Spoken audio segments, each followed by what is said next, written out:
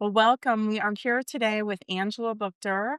Michelle, you've never met my friend Anne, but No. she is a total inspiration. And I'm so excited that we're going to have her here to talk about not only her career, but sort of the ebbs and flows in her personal life that I think a lot of our listeners will be able to relate to. Yeah, no, I'm really looking forward to it. So, Ange, when we normally start our podcast, we like to have our guests tell them a little bit about themselves. So, if you could walk us through sort of where you grew up and your trajectory into your career. Okay. So I grew up in Wilkes-Barre, pretty local. Have three siblings, parents. My parents are still together. We I had a really great childhood. A lot of my biggest childhood memories were around travel and, really family togetherness, a big Italian family. So we have a lot of Sunday dinners. I had a lot of cousins. So I had a really great upbringing. I was the last of four. So as you could imagine, there was some interesting dynamics with that. My siblings were older than me at 10, 9, and 7 years. So I was the baby of the family, in which I have one now similar. So it's kind of interesting. But um, yeah, I felt like it was hectic when they were all older and I was running around this little kid. But I got to experience a lot of things I think that other people didn't, like going to colleges when my siblings were in college. So I used to go visit my sister at Penn and my sister at West Virginia and my brother at Penn State. And I got a lot of this experience that I really, wanted to travel, wanted to go away, wanted to do, different things. But I always was interested in science. That was always something I was interested in. I always was fascinated by nature, fascinated by biology of things. When we would travel, I would spend hours wandering around a museum or, finding animals or, really, really like to learn about things, which was kind of different than a lot of my family members. I was just more of this, I don't know, I just really wanted to dive into everything that I saw. So I knew I wanted to go into sciences. I thought that I wanted to be a doctor when I was young. I really actually was interested in research too, because at a young age, my grandmother got cancer and she had a brain tumor. So she passed away when I believe it was like 17, 16 or 17. So that really like sparked my interest more into wanting to go into the sciences. She was an amazing woman. She actually, developed a fund for all of her grandchildren to go to college. Wow. Wow. Yeah, so, She was ahead of her time. very much so, and, I'm so thankful for her because I say this all the time, but, like, f she put this money aside and wanted all of her grandchildren to go to school. That was before she passed. My grandfather carried that tradition. So, basically, there was this large sum of money, and you would go to school, and then, that would come out of it, and then they would pay for your room and board and different things. Um, but that's how I got the opportunity to go to college and then not have to deal with financial burden afterwards. So, Wow. yes, so That's a I gift. got that gift to go to school. I ended up going to Northeastern University in Boston. Mhm. I wanted to I want well, I wasn't sure I wanted to go away, but my mom was sure she wanted me to go away, or at least experience it. My junior, senior year in college, I mean, it was 98. You could imagine there was all kinds of craziness going on. I Now, would is Northeastern a co-op? Yes. Okay, so we had another guest. That's so interesting that was in a co-op school. Oh, yes. So explain how that works. So you go into school. I think I went into undecided. So after a year or so, or I think I nailed down my major pretty rapidly into biology. Then you start to after your first year, then you start to do work within your field for a certain like 6 months out of the year. That instead of going to school, so you would get a job in whatever field you could. At that time, I actually went to be a medical assistant at a pediatric facility in Dorchester, Massachusetts. So that was my first co-op because I wanted to be a doctor. So I was like, okay, go into medical assisting in this pediatric facility. It was an amazing experience. I learned so much there. I I didn't quite yet think that I was out of the medical field yet, but it was starting to come to fruition. It just it, so it was a very, like, underdeveloped neighborhood. There was a lot of really, struggling people. It was a Vietnamese section of the town. They had high, rates of asthma and just, just kind of really, really strong language barriers, so they had a really tough time treating these kids. So I got a lot of exposure to that, but it was, you could see how difficult it was to, treat people in these types of situations, and, I got to it was a really amazing experience, but it was just the first step into the medical field where I realized that, it's a lot of the same things all the time. It's repetitive. It's hard to do what you want as a doctor and when you're dealing with insurance and you're dealing with your restrictions.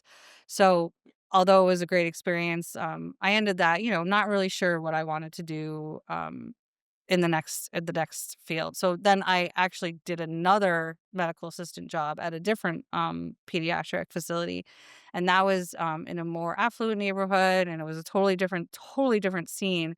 But I saw some of the same types of issues or concerns that I not that I thought it would be like a bad job or a Yeah. bad career. It was just not something that was resonating with me. It's like, this is something I want to do every single day Was the that I go. pediatrics something you were interested in? Is that why you kept going to it? Yeah, I always was drawn to kids, in general. I feel like when I was in high school, I was a ski instructor. I always taught kids. I babysat all through college and high school. That was always, my side job. So I think children, I feel like connecting with children is easy for me Mhm. in a way. So I always wanted to have that experience in my career, I thought. That didn't turn out that way. But, yeah, so that was really the co-op program, how it worked, and you would just I mean, many people would go into all different fields and, have these programs. So it was pretty robust, and it was a great experience in the school 'cause, otherwise, I don't know what I would've. And so what did you end up graduating with a degree in? So I had a BS in biology, Okay. from Northeastern. I graduated in, like, 2003, and then I came home and I had no idea what to do. I started just applying to many pharmaceutical companies because that's what I figured. Okay, research, right? So I know I don't want to go back to school right away to go into medical school. I knew that I wasn't sure. I didn't want to go into a graduate program because I really wasn't sure what I wanted to do next. And so I started just applying to all these pharmaceutical companies, went to a lot of job fairs. Ended up going to a job fair actually in Scranton, Mhm. for Santa Fe. Well, it was Aventus Pasteur at the time. And I sat down with this woman.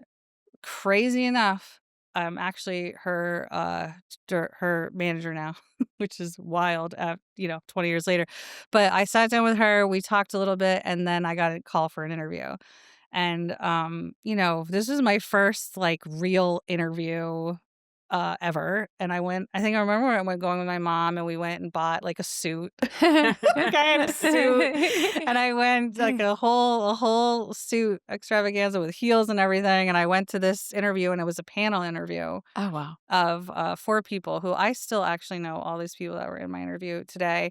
Um, and it was terrifying, and I was like and they didn't really tell you much about the job. It was like they were doing a lot of, like, situational interview questions, and there wasn't a lot of information of what actually you would be doing. So I walked away from that thing had no idea if I got the job or didn't get the job. I was like, "Okay." So fast forward, I think a week later, they called me and were like, "Oh, we hired you. You're, But you don't even know what you're getting I have hired for no at this idea. point. No, You're I just was a like, technician. It was a manufacturing okay. technician. All right. I don't even know if it was manufacturing was in the title at that time, but it was technician. It's like, okay, that's what I'm doing. All right, no, I got a job. I American was up. like, parents happy, everybody's Yeah. happy. I Yeah. got a job, and it was in Swiftwater, so it was 45 minutes to an hour away from Wilkes-Barre, but I think everybody was ready for me to leave the house, so I got an apartment in Stroudsburg. I think we went and got an apartment in, like, a week, and it was so fast, And I ended up living there for a few years, but I, commuted. That was only 15 minutes to work. So I started this job, and the first day after, the orientation, remember I was still wearing a suit. Still wearing suits. It's like, okay. Bought new suits. I go to my first day, and then I go to the actual building on the one day. And I still remember this. I had these nice shoes on. I had, this suit on. And we go in the facility, and it was shut down at the time. And they wanted us to clean like the walls and the floors and all this Oh, stuff because it was, something had happened. And now I understand it, but it was like, it's a cleaner facility. So, you have to do this special cleaning. So here I am with something over this suit and this nice shoes. And I'm cleaning the walls with like bleach, and it was crazy. And I was like, is this what I signed up for? And then there's all these giant tanks and these pipes and there's others. It's just a very dynamic situation. I'm like, I don't know what I'm doing. I have yeah. no idea what I'm doing. This is crazy. But I was like, okay, hang in, right? You're getting a paycheck. There Just And you hang have in. the apartment Yeah. And I now, have the so apartment, so I have to deal with it. you're in. So I actually ended up so it was a 24/7 facility. So this facility actually I run today. So I 20 years later now I'm the director of the same facility that I started as a technician in. I started there, and then And for our listeners, just so we have a sense, what is it that this facility produces? so we produce the so basically the drug substance for the meningitis vaccine. I won't go into like great detail, but we we grow the bacteria, we isolate what's called the polysaccharide from the bacteria, and then that is part that's used in the vaccine along with another process that we do.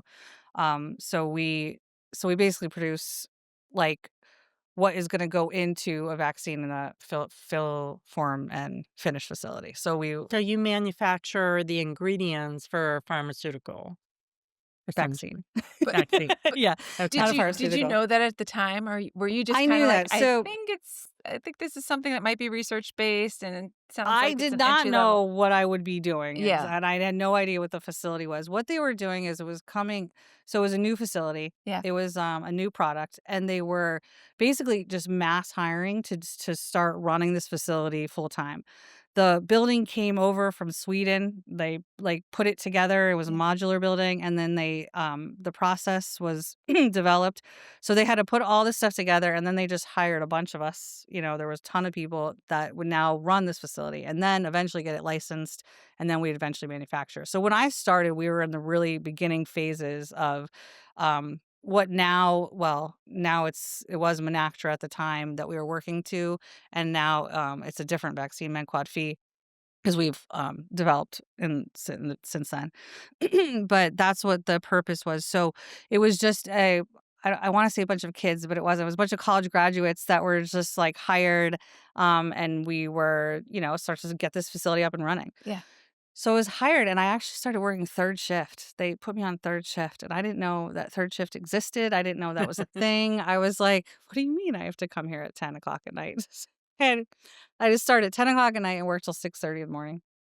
And that was the third shift. That was what it was. And we did a number of things, but what I started to figure out pretty early is that I really enjoyed manufacturing. I did not like working third shift, but I liked the process of what we were doing. I liked having, you know, a recipe to do something, and then you accomplish these small goals, and then if something happens or go wrong, it's a dynamic situation, and then you get to troubleshoot and figure out the next step. So that's like manufacturing is very, it's all supposed to happen the same all the time, Yeah. but it Mhm. doesn't. Never know. So it's a very dynamic process, and I get to every day, make decisions that help that process along. And I think that's why I think I like it so much. It's never boring. You're always learning something new, and you're always troubleshooting and pivoting to the next decision or And there's no process. way when you're 18, 19, 20 years old and you're in college trying to figure out what you wanna do with the rest of your life, that this would even be, like, in the sphere of something that you're thinking you could do. No, I actually I mean, I didn't know this. I mean, I knew vaccines were made. Yeah. And I Right. knew Mhm. but I had no idea how they were made. I had no idea. of, I mean, pharma is so huge. There's so many facets of it, but vaccine manufacturing and like biologics is very different than pharmaceuticals in general, because you're working with bacteria, you're working with viruses. So that in turn obviously is fascinating to me, because you have the science part, but you also have the, structure, and you have this big, machine that just keeps going, and there's all these different inputs to it, and it's, I don't know, it's amazing what comes out at the end of the day. And then, now, like, I could say, all the, Menquad fee vaccines that are distributed throughout the world come through my facility. They Wow. start there. That's where they start. Every single one. So that's amazing. And the same thing as we briefly talked about yellow fever. Yellow fever I worked on as well, for a while, and that we're the sole manufacturing of yellow fever vaccine. So it's just it's a very small thing in the world, like it seems, but to me, it's like, wow, like Definitely. everything, every vaccine that we produce goes to someone and protects them, and it starts there. So it's pretty fascinating When you started and overall. you didn't know all this, right? You just Hmm. know, I got a job. I think there's going to be some research. It's in pharma, which is big, and probably I could maybe find a way here. When you were hired as a technician, very generic role, probably they didn't even quite know yet what everybody's going to do, In right? that facility right now, no one had like a specific job for sure.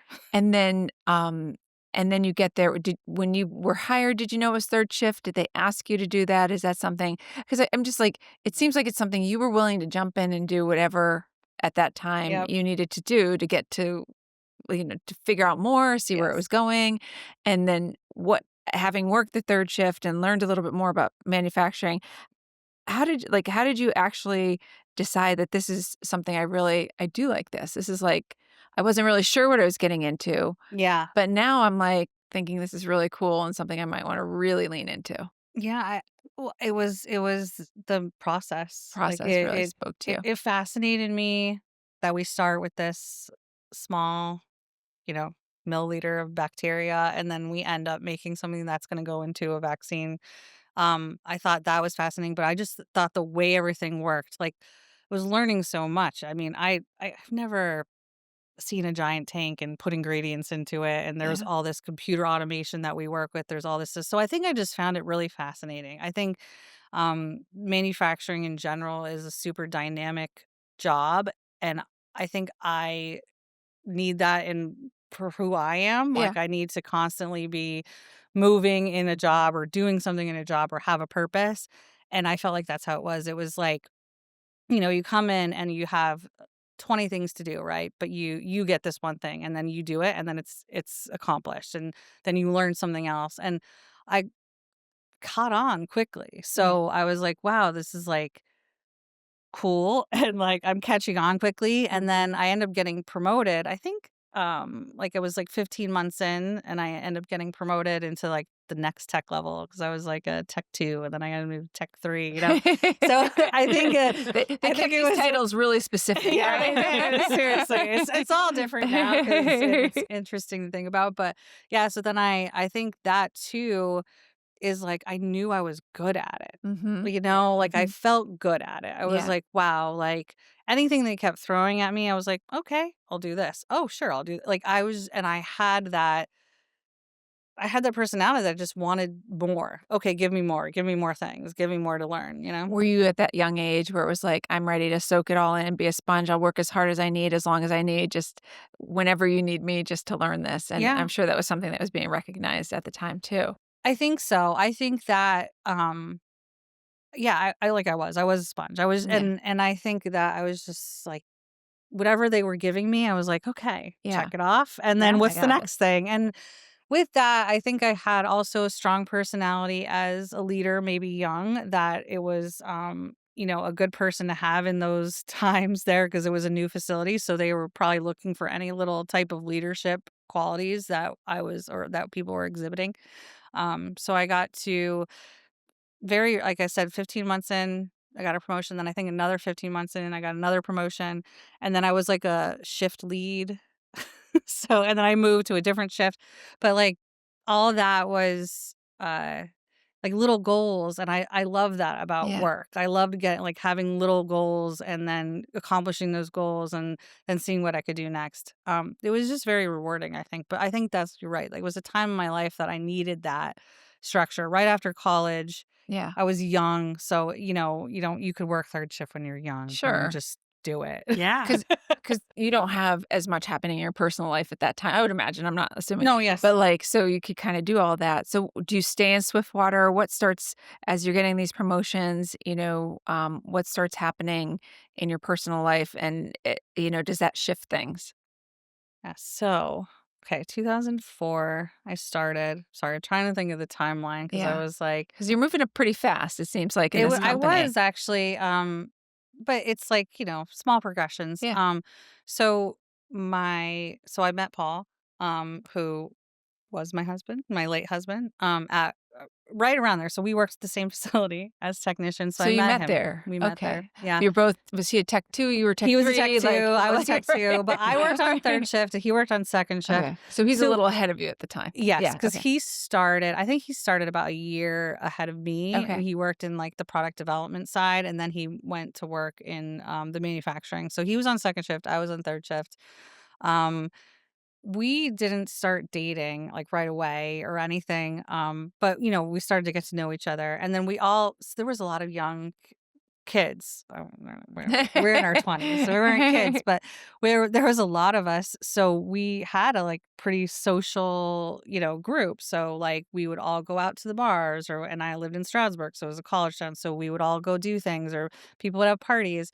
Um, so we started connecting, during that and then eventually started dating.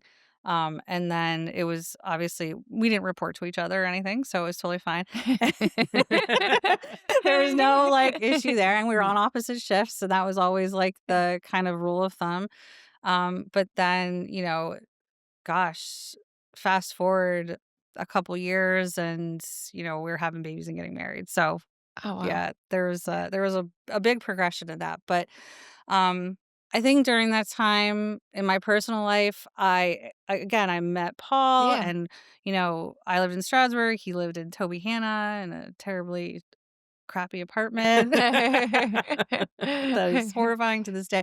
But, it was fun. Like, it Yeah, was also fun because I yeah. had this new social life of all these young people. And so Yeah. I went from college and then I was in a career, but it was fun because I had all these people around me and like, they would do Halloween parties. They would do all these different things. So even though it was a job, it was also, I was meeting all these new people and I was Yeah, having a great time. yeah.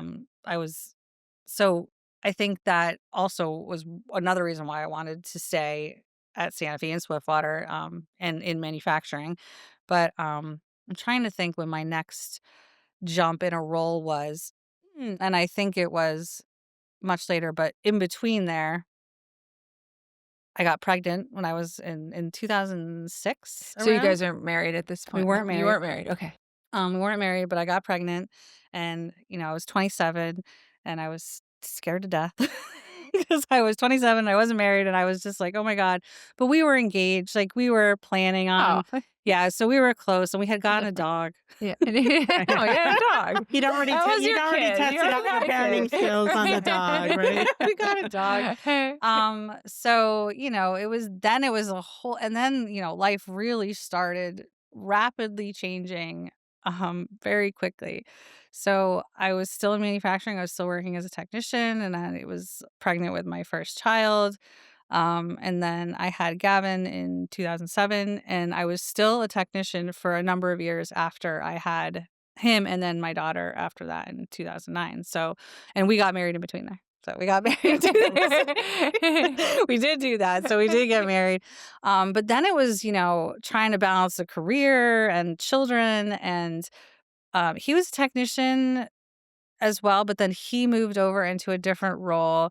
And when the kids were little, we actually worked opposite shifts. So I moved to second shift, which is 2 to 10:30. And then he worked a more traditional first shift role. So he worked like, 8 to 5 or whatever. And I remember that, mm, like, you guys would one of you would drop the kids off, to, like, the bus stop, Yep. and somebody else would pick up the kids. Like, Yep. you worked your shift that way. We did. We were, it was really, I think it was tough in the beginning, especially, when the kids were really small because we were on opposite, lives. Like, I wouldn't come home till 11 o'clock at night, and, he had the bedtime routine, and then I would have the morning routine with them, but we weren't together, Right. as if it was like even the weekends, because I still, in manufacturing, it's 24/7, so you work weekends, you work holidays, there's, not a lot of, So what days do you have Downtime. off then? You could have, like, a Thursday, Friday off, or you could Okay. have a weekend off, but Right. it's like a rotating I schedule, Mm. so I it's gotcha. always different.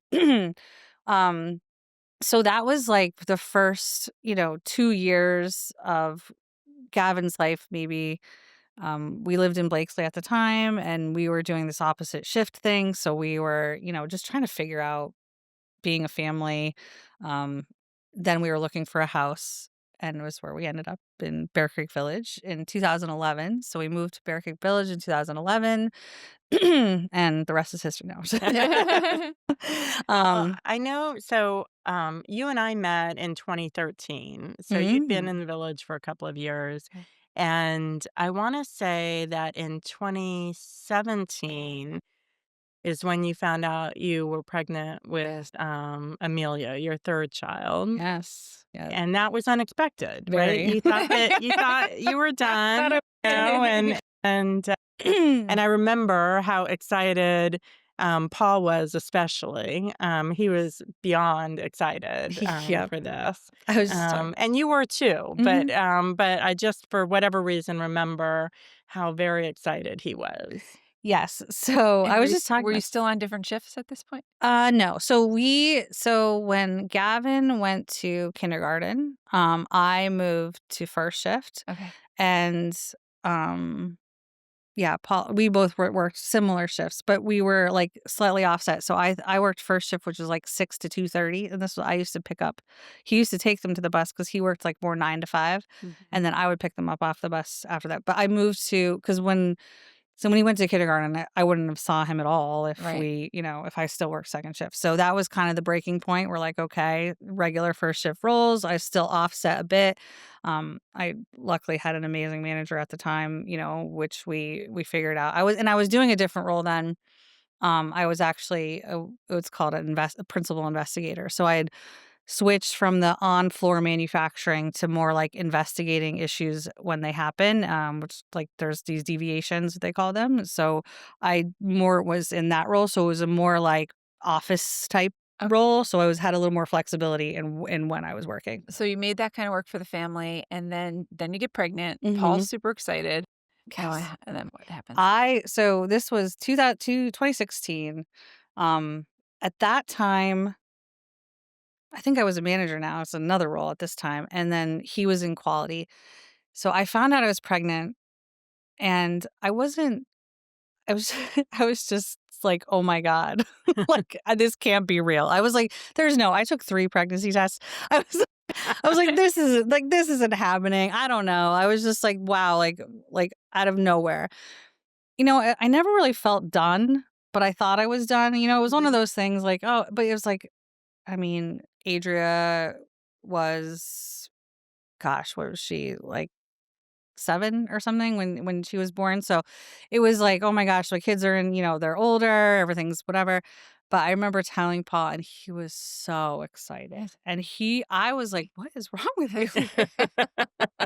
I was like, "Our whole lives are gonna change, like, everything's gonna change," I was like, "Oh my god, we're gonna have a baby. We don't have any baby things," like, we were well out of those stages, so it was just like, wow, like, I don't know how this is gonna look. I don't know what my life is gonna look like now, and, I was excited, but I was also just like, "Oh gosh, I'm Right. pregnant This again." is another thing we're gonna have to juggle now. Another thing we're gonna have to juggle, and then you have the 2 other kids involved in all kinds of things. They're involved in soccer and softball and scouts, and at that time, me and Paul were like, we were very team oriented, Mm. and he would often take Gavin to things, I would often take Adria to things, but we had our routines, and we would just take and go and make sure we kept in touch with each other, but we all had our roles, so it was just like, wow, this is like a total disruption. And we have this baby. And what am I going to do with this baby? I don't know. And I also have to be pregnant.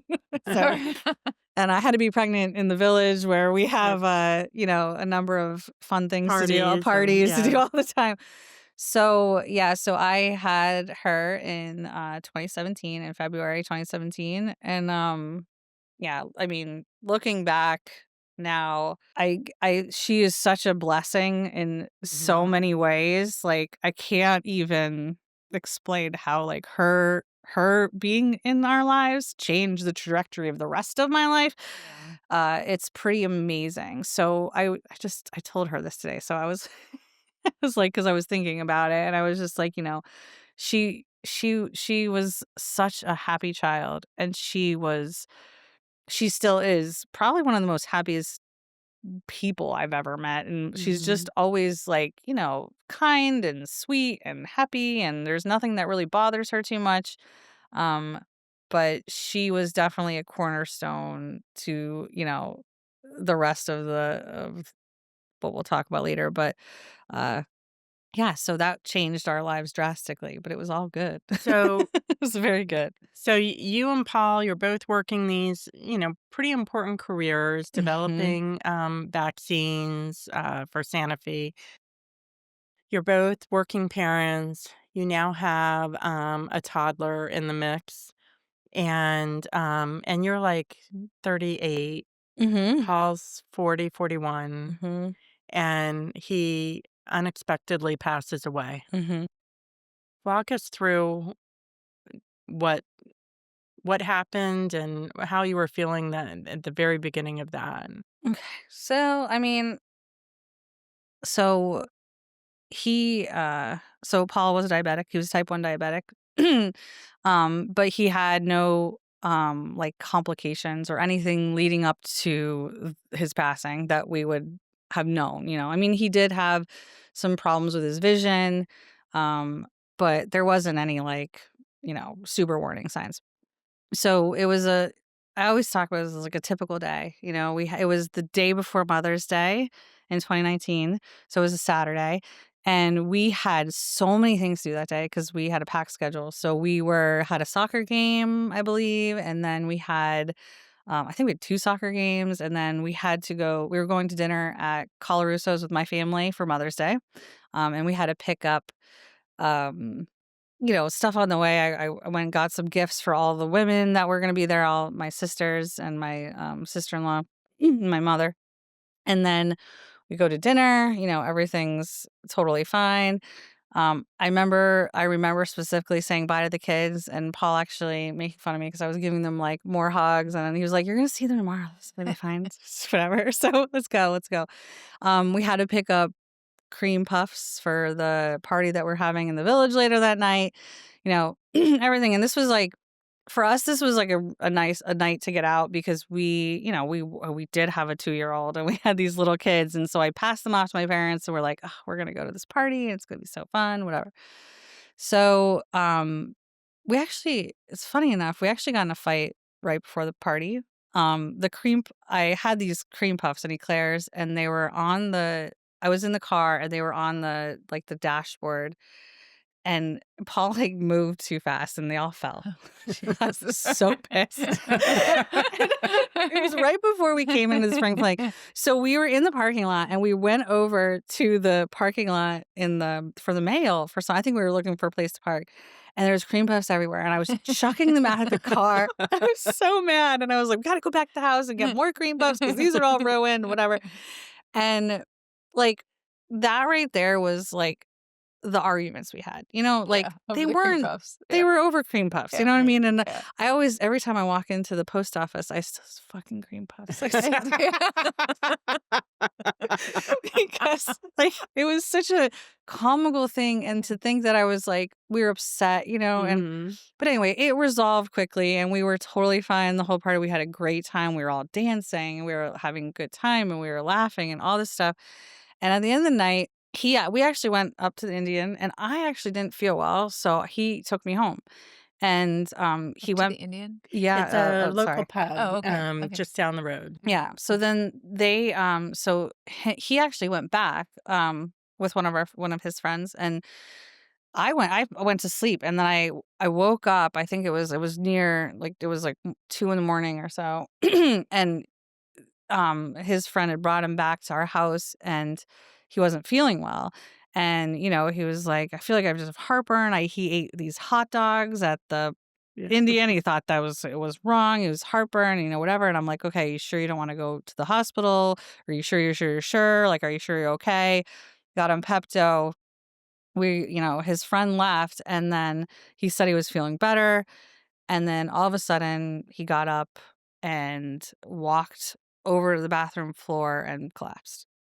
And so now it's me by myself with him in the middle of the night at 3 in the morning, trying to figure out what to do. And I won't go into super detail about that because it was pretty traumatic in general. Just that whole part was really traumatic. Um, and finally the ambulance got there. They took him to the hospital.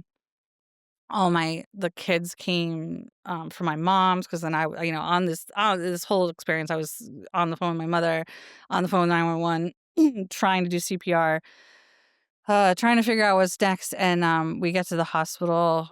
We rode down the ambulance. My family met me there, and I don't remember a lot of it in the hospital. Like, I don't know how long everything was or how long everything took.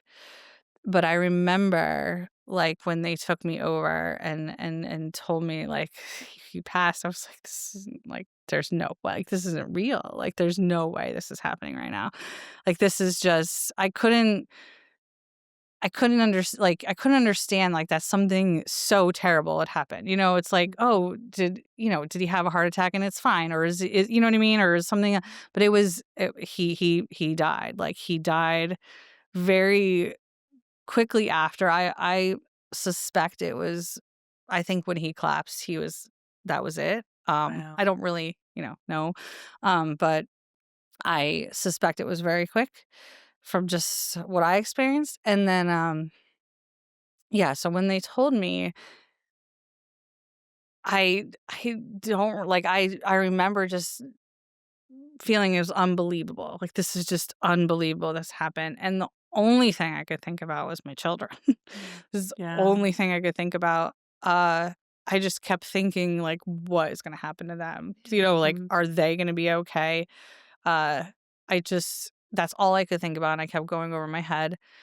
Um, and I remember, like, God, I was with the kids and we were all, crying and hugging and everything. And A and John came down and we were all sitting in the hallway, and, like, they were comforting me, but, like, I was just at a loss. Like, Yeah. there was no processing at that point. It was just, I can't believe this is happening, and my kids are gonna be I kept saying, like, my kids are gonna be messed up. You know what I mean? Like, that's all I could think about was that, like, this is something that happens to people, and this is something that when kids are young, this really, like, affects their lives. And that's all I could think about. And this amazing nurse, and I don't know her name. I never knew her name, but she sat next to me and she cried with me the whole time. But she was like, It's gonna be okay." She's like, "Your kids are not gonna be messed up. Like, you're gonna help them and you're gonna be all right, and this is gonna be okay." And she sat with me for probably hours that I don't know,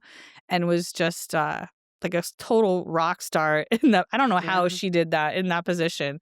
Um, but that's what I remember most from that night is her. Um, because everything else was, like, swirling around me, and I just, didn't know what to do. I didn't know what I just couldn't understand that this was, like, this is what happened. Right. That he was gone, and and there was no talking to him anymore. Yeah. There's nothing. Like, I couldn't yell at him, or I couldn't Yeah. scream at him, or I Yeah. couldn't laugh. Like, Yeah. it was done. And I remember leaving the hospital, like, it was all Geisinger, and, like, I still, to this day, the drive, I still gets me. Like, I'm like, "Oh, this is where I was, and this is what I walked out." And, you know, all those things, like, it's just so surreal that it was happening. And, I went to my mom's house after, and, obviously family came, and Mhm. I was just a shell of a human at that point. I really didn't know, like, what to think. But basically, I was having, like, an identity crisis Mm, in myself because, as you know, I'm not a very sad or right. upset or distraught type of person. I'm usually happy and Mhm. optimistic and, and I felt I couldn't not feel terrible, and I couldn't not feel, like, alone and sad, and um, that's kinda how, I felt for a long time afterwards. It was just a lot of identity crisis, like, how I kept saying to my sister who's a psychologist and she deals with grief and loss a lot. I kept saying, like, "When am I gonna feel better?" Like, I wanted a Mhm. time. Like, I wanna be like, Yeah. "Is Yeah, it 3 months? Is it 6 Right. months? Is it a year? When am I do gonna?" something. I kept asking, and I know it's ridiculous to think about now, but I'm like, "When is this not gonna feel Ridiculous at all. so terrible? Like, when am I going to, not feel so alone or whatever?" And obviously there is no timeline for that, but I wanted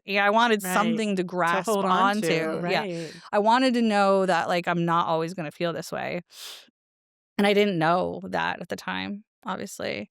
Um, And how are the kids? So you had Gavin was 11, Adria was 9, and Amelia is 2 at this point. yeah. Um, Obviously Amelia didn't really, know Too young. what was happening, and we did a good job of, trying to make sure that everything kind of stayed similar for the kids. Like, going to school and our home life. But they were actually okay. Like, kids process grief very differently. Mm, Mhm. Adria, I would say, had a very hard time, and like Gavin kind of put on a front, like a strong front.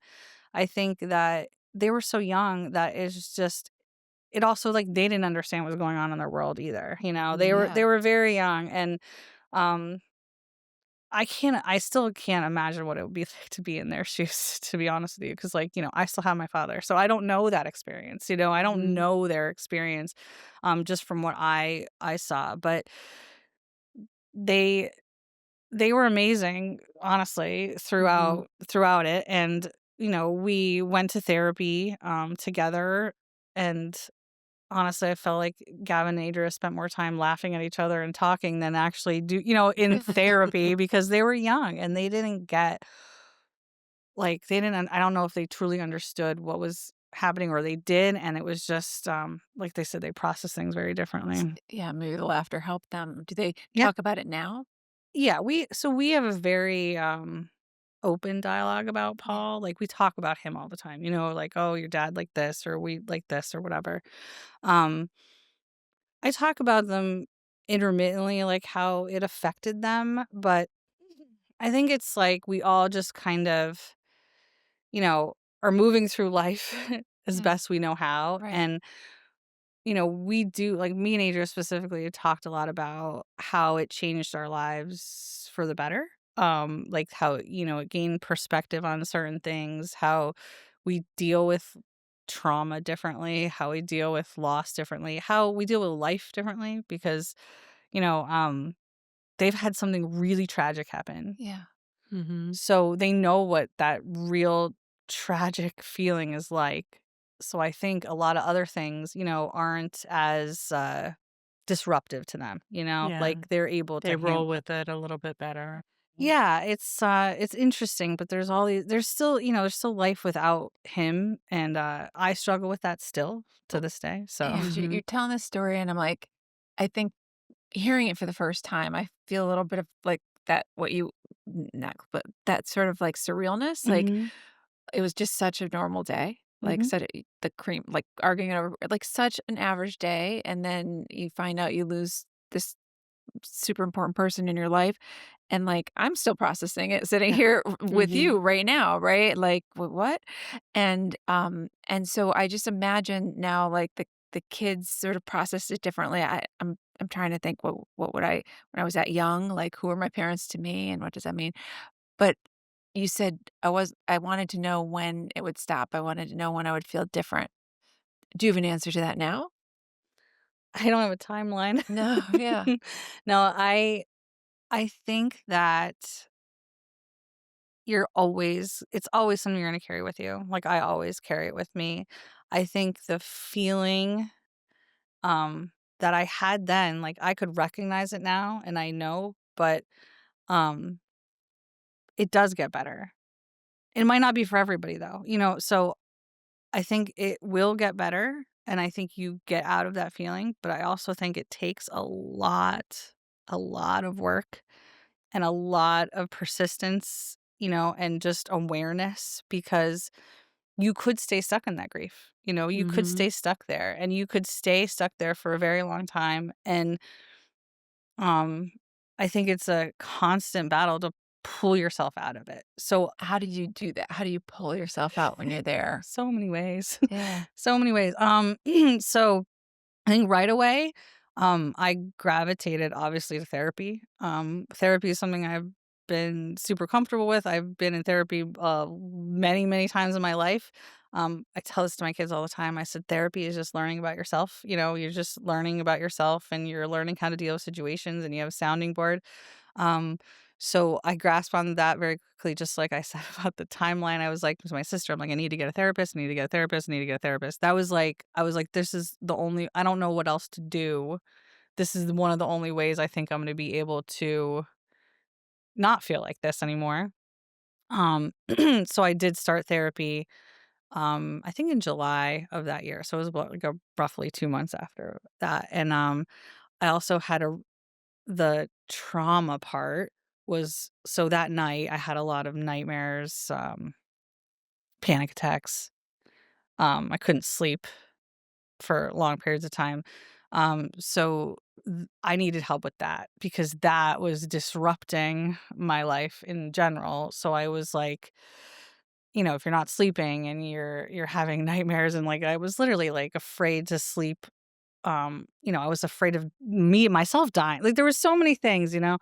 So now I'm a single mom, right? So now I'm a single mom and I was like Mhm. just that identity alone is I was like this is crazy. Like how do I go from a wife and a mother, with all this like secure family to going to be a single mom in a day, And just grasping that in general was very hard. But so therapy was like my grounding. I did a lot of EMDR therapy Mhm.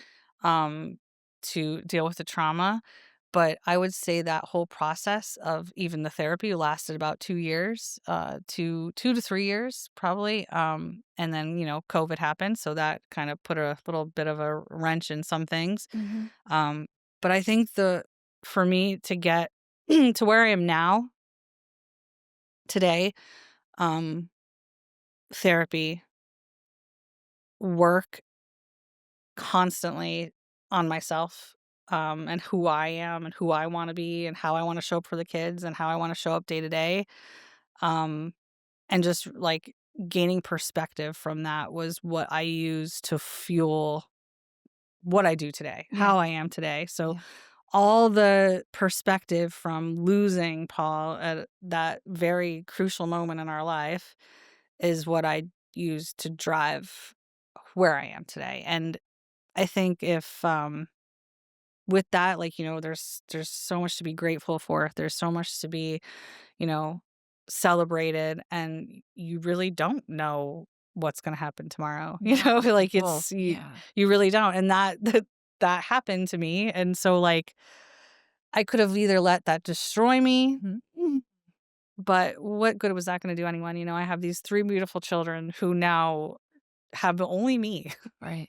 in their life, which is a Yeah. lot of pressure, just Yeah. Did you feel that pressure while you were oh going through yeah. it? Yeah. I had a lot of like and also, like, with the grief, there was a lot of health stuff too. I mean, I always say this to people, but grief is very physical, Mhm. and, not a lot of people recognize that, especially, I think it's a lot in, partnerships because you're just brokenhearted, to be honest with you, and I Yeah. had a lot of issues, with anxiety and, just, heart palpitations and different things, so I was very scared that something was gonna happen to me, and then I was like, "How am I gonna now there's something's gonna happen to me, and I'm gonna leave these 3 kids, and they're gonna be orphans," there's all this stuff in my head, and so I really needed to do things to ensure that that wasn't gonna happen Mhm. and ensure that I could do my very best for them while I'm here, but I needed to fix me Right. first, you know? So I needed to fix me as well along that, and I needed to, and I also therapy was the main focus of that, you know?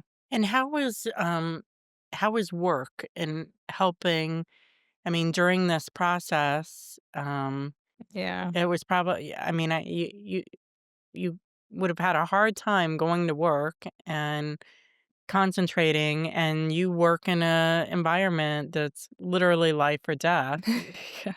I had a very hard time. So I did take a couple months off of work, just because of all the health stuff that was happening, and then I went back, and luckily I had a very very very good friend who I mean she was my rock at work during this time, and when I was going back, you know, I really I really gravitated just to her to be like kind of like she was there to for me as like, okay, if you need to take a walk, if you need to get out, if you need to do anything, like I'm here for you. And I think having that was uh crucial because I felt like an alien. I felt like an Mhm, alien going to work. I felt so strange because now this is a professional setting and this is a very personal issue, you Yeah. know, and everyone knew him and everyone knew me Right. and mhm. everybody knew us to be you know, a couple and married and my office we worked in the same building at that time because it was just an office building and I worked upstairs and he worked downstairs and I walked directly by his desk every day to go to my desk. So that was like I had a very hard time going back. And then once I got back, it took I would say about like a month or 2 to really try to like figure out like, you know, okay, I'm back and I are people looking at me weird or they do they know my story? Do they not know? Like Yeah. what's going on? And but after a while it started to feel more comfortable, but mostly is because of the people that I connected with that gave me that, you know, outlet. Like, Paul's old boss, Mary Jo, she was like super crucial in this too because she was grieving the loss of him, but then she was also a you know a huge friend to me, and like I said, my friend Jackie too. Like they just kept me kind of like afloat. Yeah. If I needed to reach out or I needed to talk to anybody or I needed to cry or I needed to go for a walk or I needed to get Did out. did it help to, talk about him, or was that It harder? It helps so much to talk about him, because I feel like it peeled back, like, the weirdness of it, you know, like, that's kinda why work was hard for me is because it was, like I said, a professional setting and Mhm. a truly very personal situation where I'm now, like, a boss, right? So I'm Mhm, now I have all these people that work underneath me, I have this, like, things that I manage, and you don't wanna sometimes I mean, you don't wanna sometimes that vulnerability to be out in the open, but, like, I had no choice, like, right. it was just that was it, like Couldn't hide Right. that, right? no, there Yeah. was no, you know, there was nothing to sugarcoat, there was nothing Yeah. to do anything. So, honestly, I kinda went, opposite, is I started just being extremely transparent about most things in my story, and, I remember I had a meeting with part of my team because I came back, you know, I was gone for months and I came back and I was part of this team and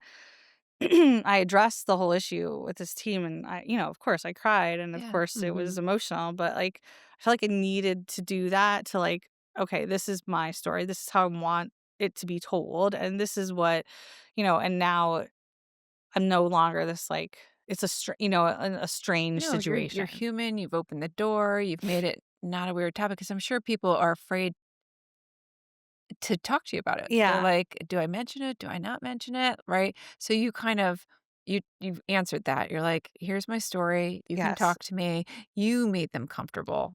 Yeah. And I still try to do that often, or I try to do that, in situations like, I just that's why I like to talk about him because, like, it's this whole part of my life, Yeah, like, Mhm. yeah, it's so hard even now, I'm just like, "Okay, my late husband, like, and now I'm engaged," and, like, it's like, you know, there's all it's Yeah. hard to, like not talk about, but it's hard to Yeah. talk about at the same time. It's just but I want people to know. Like, Yeah. I'd rather people know my story and know it from me than, like, assume or Right. ask, not ask questions.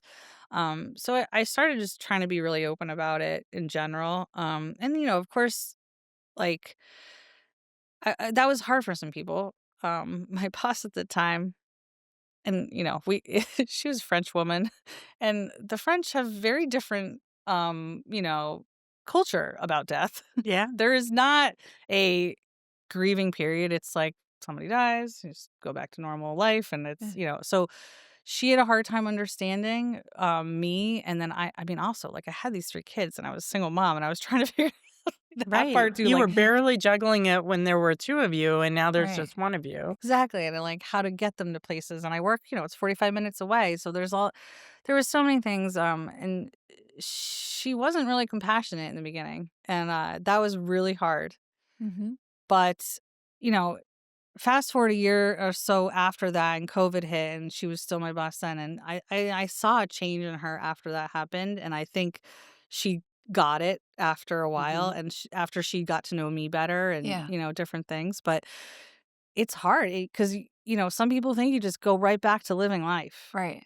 and No. that you just pick up and go, and that's how our culture is built. Like, you Mhm. don't get months off of work for your husband you get 10 days, it's like 10 Mhm. days, go back to work, everything needs to be fine. Mhm. And I struggled with, that in general, because even to this day, like, I think death is it's so emotional, and it's so hard, and it's so hard for people in many different ways, but it's also really ridiculous to expect people to just come back and be the same person that they Right. were before it happened. So, I obviously wasn't that person, and that I wanted that to kind of be known that I wasn't the same But person as I not the same was. person in what way? Like, how would you define not being the same person? Well, I think I mentioned this, like, I just felt like total identity crisis. Like, you know, I'm I'm supposed to be sad, but I'm a generally happy person. So and I feel sad, but I also have, a personality where, like, I wanna talk to you and not talk about sad things. I wanna, Mhm. so I just felt this, like, torn, I guess, of who I was previous Yeah. and then who I was now, and how I looked at things ended up being very different. Um, so obviously work-life balance, like, there's no more working at night anymore, Like, I have Mhm. 3 kids, I'm the only person there. I cannot be distracted. Like, I cannot be in one place and another, because you can come home, do stuff on computer, and y it takes energy. Right. Mhm. That energy would now then taken away from the kids. Right. So, I no longer I developed very strict boundaries for myself when it came to work, and, that's different. I became a different manager to people, like, I would say more compassionate, Mm, more understanding. really interesting. Um, I just wanted I realized very quickly that, like, not that I didn't know people had stuff going on in their life, but like, something like this, like, people that happens, and then they're expected to go back to work the next day. And I wanted then me as a manager, as a leader, for people to understand that they could be human, and they could be authentic, and they could tell you when something's wrong, and that we could work to be flexible with people, and that, you know, I'm there as a sounding board for people that have, if there is issues or if they are struggling. Um, so I think I just opened up in one way, but I was still struggling with, like, who I was, Yeah. as a person, as being this now Yeah. single working But mother. Yeah. it clearly influenced how you led going forward. Yes. And then in 2022, you were recognized as Working Parent of the Year. Yeah, that was what. How did that feel? That was, amazing and a shock for me. I I had gotten the job I have now, I think it was right before that. I think it was 2021 or somewhere in there, but I became director of bacterial manufacturing, which is the same place I started as a technician. So I got an opportunity. This job came up, and I applied for it, and I, wasn't sure what's going to happen. So And that's pretty amazing that your career didn't stop. yeah. Your career path still um, was moving higher. But Yes. also at a time you've experienced this loss, you came back. What I'm hearing is it sort of opened you up to be a more compassionate leader and like Mhm. understanding and sort of um, maybe expressing some of your vulnerability probably even made people feel safer with you is what I'm thinking. But then you also had to um, learn how to be a single mom, and I'm one, so I know that's not an easy that's no that's a really hard role to learn, especially being dropped into it the way you were. So clearly you kind of figured out the balance. Did you do that? Did you lean on any resources for that? Oh gosh, yeah. My family, everyone. I Yeah. would say, and that was hard for me, right? Because I'm also a person that doesn't necessarily like to ask for help. I like Yeah. to do things on my own. I like to feel like I'm, a strong, independent woman. Mhm. Well, there's none of that when you're then, Yeah. a single mom with 3 kids and various activities and have to work full time. My parents are huge. They're huge support. I mean, they jumped in right from the beginning, and I still like I thought about this a lot in the past like year or two, but my mom, she's a grandmother, but she had to now jump into this role that like she's like my co-parent. So Mhm. she really is like my co-parent, when like before Gavin was driving, before like me and her doing soccer games and Yeah. back and forth, and she was like my right hand person, and she's in her 70s, and she didn't ask for that to be Yeah. her role as a grandmother, and but she stepped in, and she's still, I God, I'm so lucky. Like it's beyond lucky how much my parents are involved in my life and in my kids' lives, but they really like jumped in. My sister, my oldest sister, she really just jumped in completely with like, well, taking care of all the finances and all this financial stuff that I had no idea what was happening. She did she did a ton of things. I mean, everything from, day one of figuring out funerals and life and everything to even today, really being like a huge part of my kids' lives. So my other sister, my brother, like my neighbors, a lot of my Yeah. neighbors also became co-parents through the years. I don't know how I would have survived. I mean, I think about it, I would have survived, right? And the kids would have survived, but in how what good places we are now and how rich our lives are now, I don't think it wouldn't have been like that if I didn't have the support I did from many people. So therapy, friends, family. Did you lean into faith at all, or is that, or were those other things more powerful for Yeah, you? those other things were more powerful for me. I feel like I'm spiritual, not really of a specific faith, Yeah. you know? Yeah. So, I think I leaned into that a bit, especially with therapy, and EMDR therapy. There's a lot of like visualization, a Mhm. lot of things to reach in that way. So I think that was a big part for Mhm. me. Honestly, nature and being outside was another really huge aspect. Whenever I would get overwhelmed, and still remember this, I would just go outside and like breathe. I was like, Yeah. I'm alive, and this and everything else is alive, and I have to like savor this, and this is, what it is. So I took a lot of walks, and I used to Yeah. breathe a lot of in a lot of walks. To We did sound bath. Oh my god. Well, there you I go. was I don't think I've ever laughed so hard after something after that was We did have wild. margaritas after sound bath. That was wild.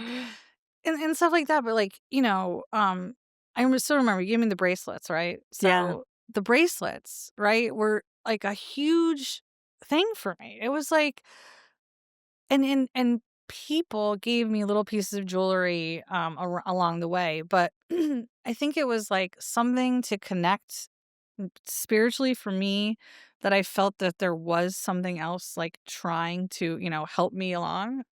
But So the bracelets, just so Michelle yeah. knows, they were made by Tracy Salingo. Okay. And she works with different stones and things like that. And so I explained to her the situation, and she created um, bracelet specific for Ange based on It's the beautiful. loss, and Mhm. I had one for myself and for others, but to me, it was like a talisman, Mhm. right? Like, when you were stressed, you could, like, rub on it, Oh, I almost wore those like, bracelets all the time, worry every beads or day. something. Yeah, It right? was like a lifeline. Yeah. Mhm. Um, And and so many things were like that, yeah. like from people. I think it was honestly like people support Yeah. and like Mhm. the things that they give you or the things that, you hold on You to. just It's feel the just love and the right. support, yeah, and just for the guest, Mhm. Tracy Slingo was another guest Yes. on the show. Mhm. That is beautiful. So when did you feel like, because you just mentioned it and I see the ring on your finger, Oh, at yes. at what point did you finally feel that you had, mm, maybe you'll never be fully over the grief or but you were through it enough to be able to consider another relationship?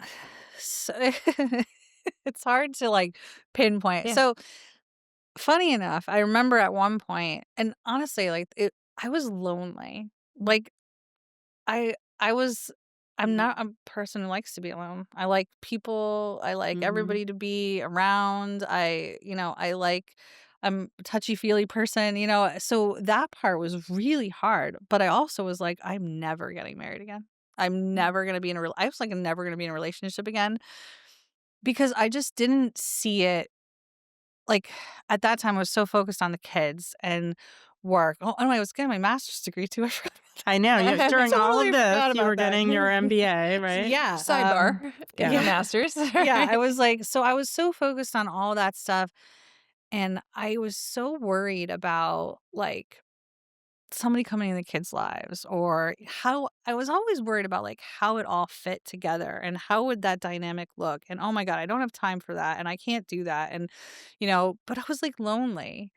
And at one point I think oh God, I don't know. It was probably like almost 3 years in. It was a little bit before. And I was like, oh, I'm gonna go on a dating app. I'm gonna try this. And it was like a 2-week thing, and I was like, "Oh, this is horrifying." Like, this is it. If it's gonna happen, this is not the Not the way. way. This is not the way it's gonna happen. I cannot do this.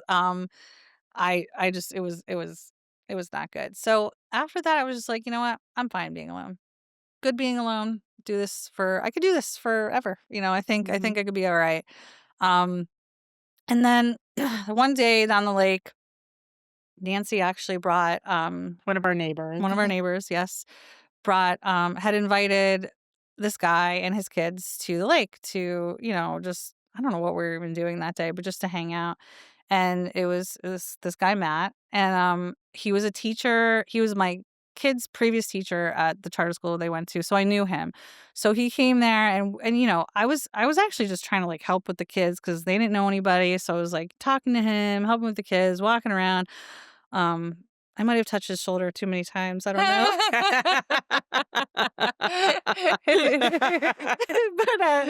But he messaged me that night, and I was like I and Note to now self, shoulder touch. I Exactly. Exactly.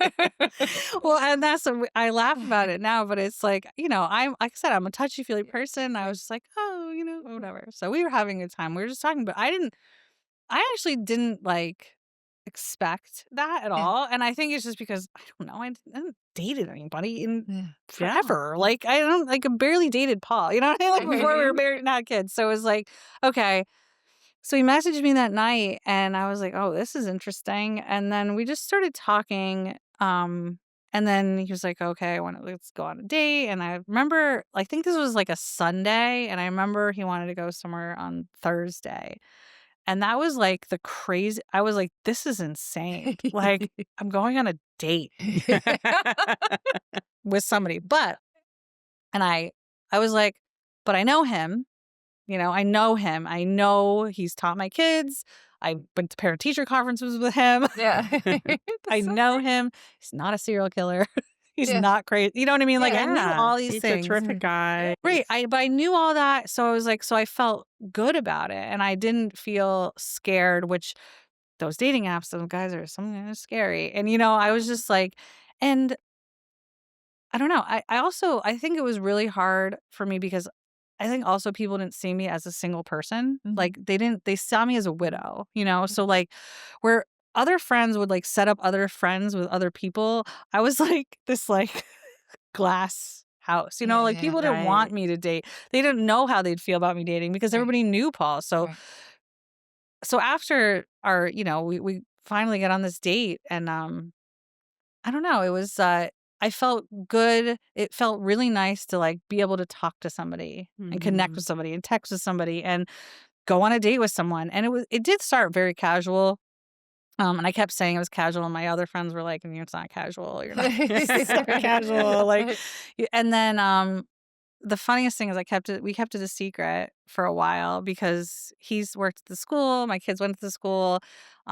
I don't know, we didn't really know how it would fit into our lives, and I also, like, for my children, like, I didn't want them to know right away until I figured out what was happening. So after about, I say, like, 2 or 3 months, I think we finally told everybody on New Year's Eve that one night we came to the party together and everybody was in complete shock. Um and, it's taken, and now, now we're engaged. We've been engaged for about a year.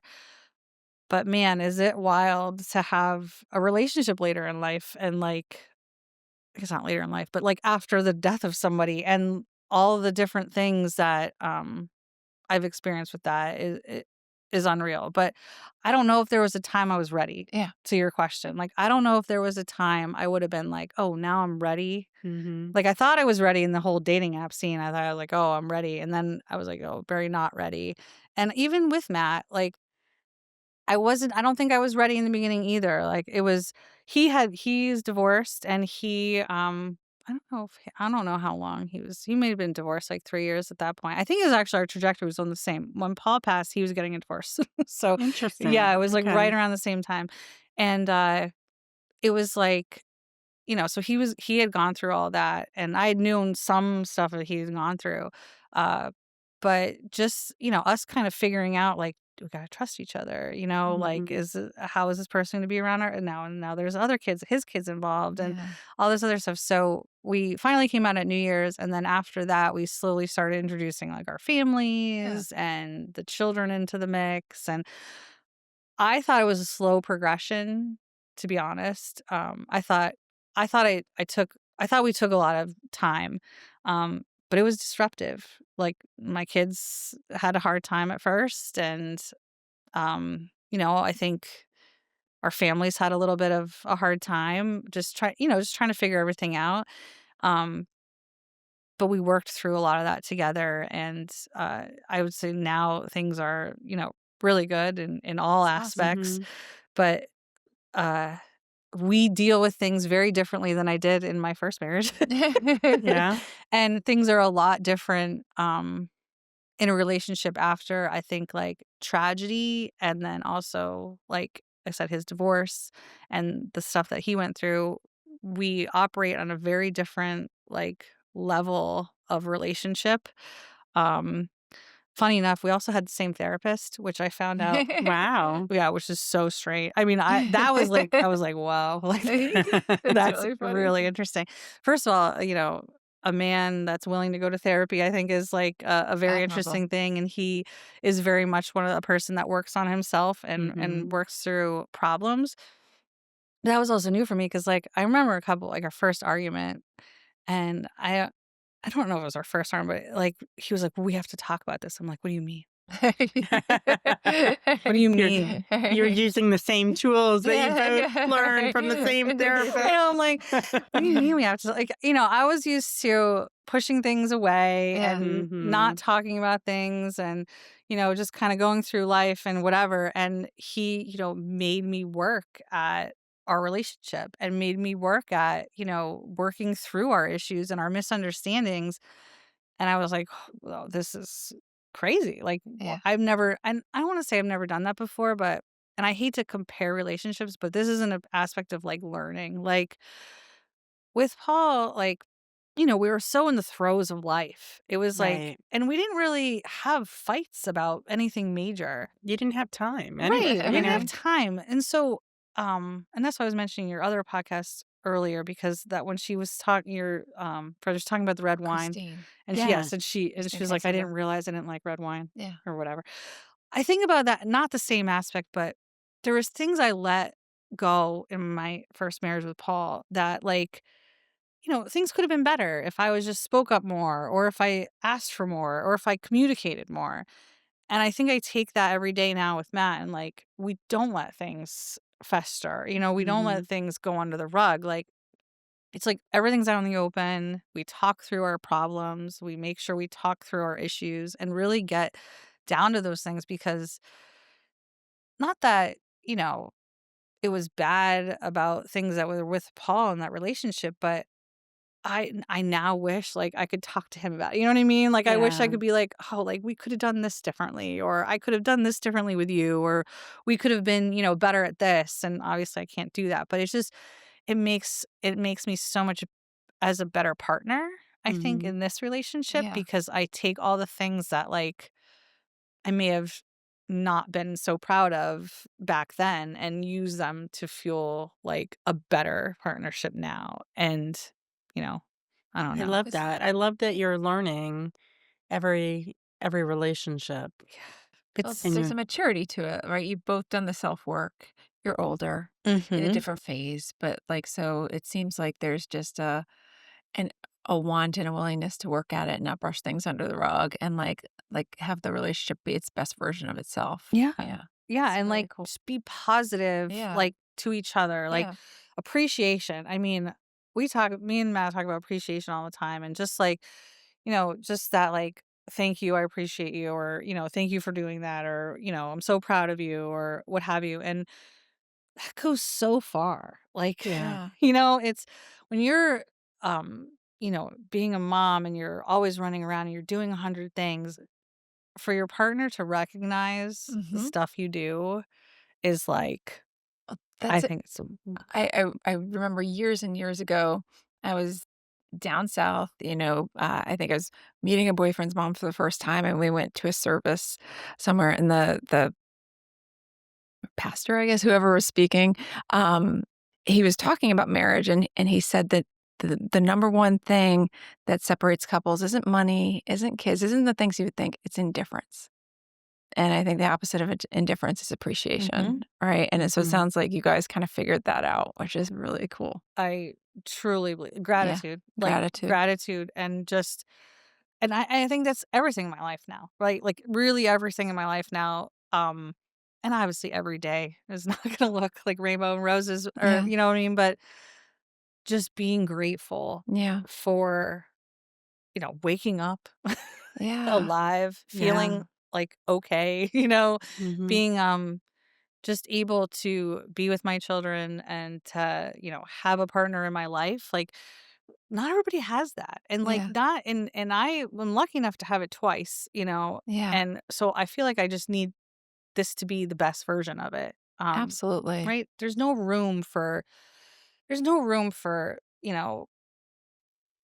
turmoil or, Right. Yeah. drama, like, there's just no room for it in my life. And I think Matt feels the same way about his after all the stuff he went through. So I think for us both, we have this like mutual understanding that, we don't want to deal with all Yeah. that. Mhm. We want Right. things to be good and positive, and we want to make Work at it. most now is our making our experiences for our children and really Mm. mending our lives together, meshing our lives together, which is I very think interesting. I think that's a whole nother podcast on how you brought everybody together, like, Oh it's the my Brady gosh. Bunch, Yeah. Yeah. right? I And now being like know. a stepmom and Yeah. that whole thing. And it's so funny because I was telling them that I was doing this and they're like, "Are you gonna talk about us?" We Kind want yeah. of.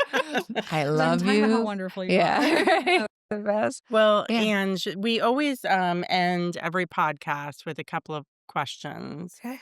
And yours, I'm gonna change yours just a little bit. One of the questions that we always ask is if you could go back and talk to your younger self, what would you tell yourself? And I'm gonna change that slightly to say, if you could go back 6 years when Mhm. Paul passed away and you're in the hospital, what would you tell yourself? Um, well, I think I would tell myself that it's it will not feel like this forever, you know?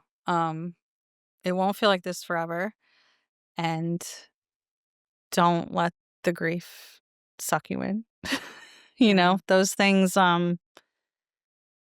it's really something I have to think about. I had to think about daily for the first year or 2, is really making that conscious choice to not let the grief, destroy me, or not let, the sadness overcome me, or not let it impact me so I couldn't parent well or I couldn't work well. And there's many strategies with that, but I think those are the main points.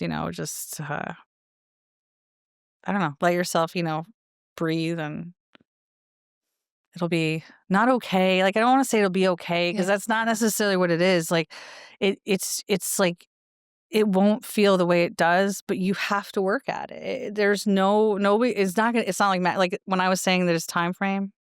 It's not a time frame. 3 months, Yeah. 6 months, a year. You could say, okay, most people feel better in a year, but it's I don't think there I think there's people that don't. I think there's people that can get stuck there and that will relive that for many years if they don't get help, if they don't find love and support or outlets, or Mhm. try to really be resilient, and build that resiliency through time. I think that's really important. It's beautiful. Thank you. Yeah. I feel like your themes are a little different, but I'm still Mhm. going to put this out here.